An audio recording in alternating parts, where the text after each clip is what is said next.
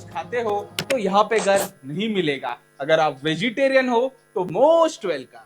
மும்பையின் டாடியா பகுதியில் 6,30,00,000 ரூபாய் மதிப்பிலான 900 சதுர அடி 2BHK வீடு தொடர்பான விளம்பரம் சமூக வலைதளங்களில் பெரும் சர்ச்சையை ஏற்படுத்தியுள்ளது.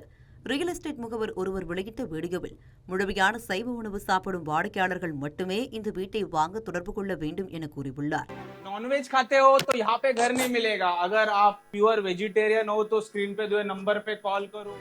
மட்டன் அல்லது மீன் சாப்பிடுவோர்களுக்கு வீடு வழங்கப்படாது என்றும் தெரிவிக்கப்பட்டதாக கூறப்படுகிறது.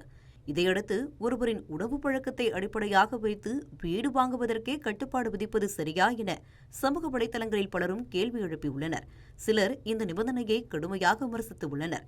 இந்த வீடியோ கிட்டத்தட்ட 3 லட்சம் பார்வைகளையும் 1600க்கும் மேற்பட்ட கருத்துகளையும் பெற்றுள்ளது. இந்த நிபந்தனை அடுக்குமாடி குடியிருப்பு நிர்வாகத்தின் விதியா அல்லது வீடு விற்பனைக்காக முகவர் கூறியதா என்பது குறித்து இதுவரை விளக்கம் அளிக்கப்படவில்லை. மும்பையில் உணவு பழக்கத்தின் அடிப்படையில் வீடு கிடைப்பது தொடர்பான சர்ச்சை மீண்டும் விவாதத்தை கிளப்பியுள்ளது. नॉनवेज खाते हो तो यहाँ पे घर नहीं मिलेगा।